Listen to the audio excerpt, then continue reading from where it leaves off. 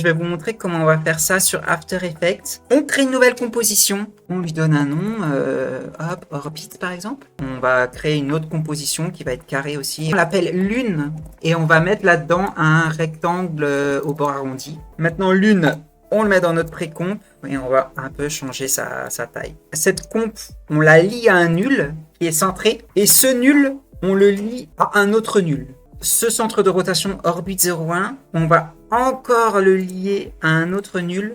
Ça va être notre contrôle tout. Et on va mettre tout ça en 3D d'ailleurs. On va direct mettre un paramètre glissière qui va contrôler le rayon de notre orbite. On va lier notre position en X à notre contrôle rayon orbite. Et vu qu'à la base, il est à 50, on va rajouter 50 à notre rayon d'orbite là. Donc on met juste un plus 50 ici.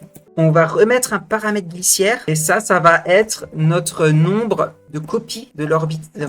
On va dire qu'on va en mettre 10. Celui-là, il faut que notre rotation en Y, elle soit égale à 360 divisé par copie fois 1. On le reduplique. On va mettre un fois 2, etc. etc.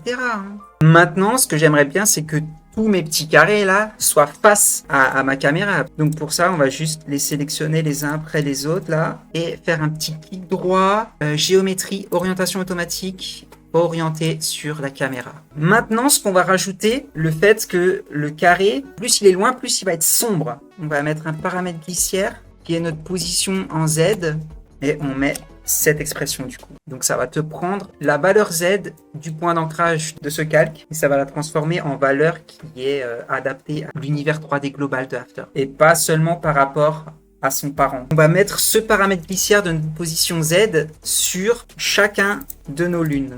On va mettre un effet remplir et on va mettre notre remplir en noir. Maintenant, il faut que sur l'opacité de cet effet, on met une expression qui va changer la valeur de l'opacité selon notre position Z. Et ça se fait avec une expression linéaire. Linéaire, entre parenthèses, T, T-min, T-max, value 1, value 2. On va sur notre calque remplir. Il faut mettre l'expression dans l'option de composition. T, ça reprend notre position en Z.